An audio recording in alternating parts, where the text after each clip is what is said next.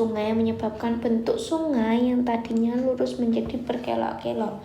Kenampakan ini dinamakan, jawabannya adalah A, karena minder. Itu bentuknya kayak gini ya. Semula sungai kan lurus, kadang ya walaupun nggak bisa yang lurus seperti ini, tapi kadang itu adalah lurus. Kemudian karena mungkin adanya sedimen, maka dia bentuknya menjadi berubah atau berkelok-kelok seperti ini. Ini adalah A.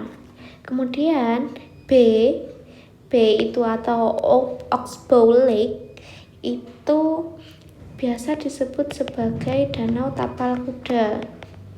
Nah, Danau Tapal Kuda itu diawali dari minder itu tadi. Kan minder kan kayak gini kan. Kemudian kalau Danau Tapal Kuda biasanya saking terlalu melekuk mindernya itu, maka lama-kelamaan dia akan berbentuk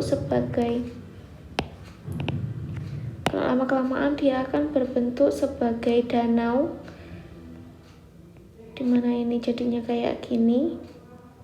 Ini sudah berubah menjadi danau.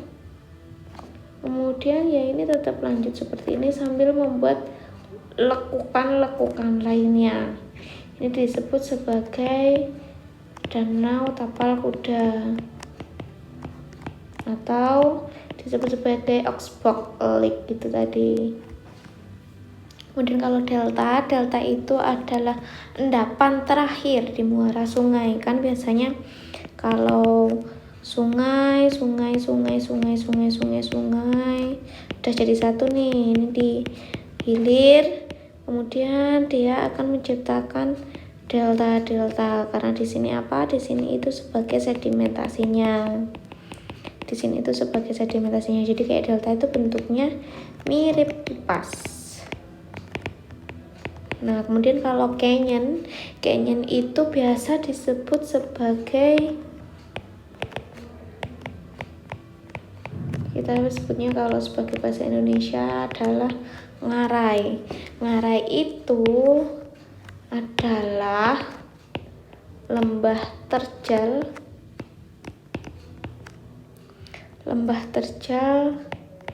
akibat erosi aliran air sungai. Nah, yang paling terkenal itu contohnya adalah di Grand Canyon Amerika, seperti ini.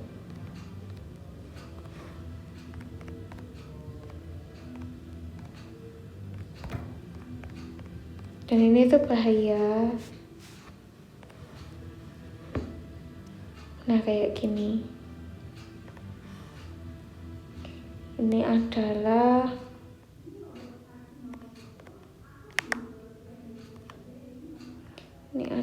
ngarai.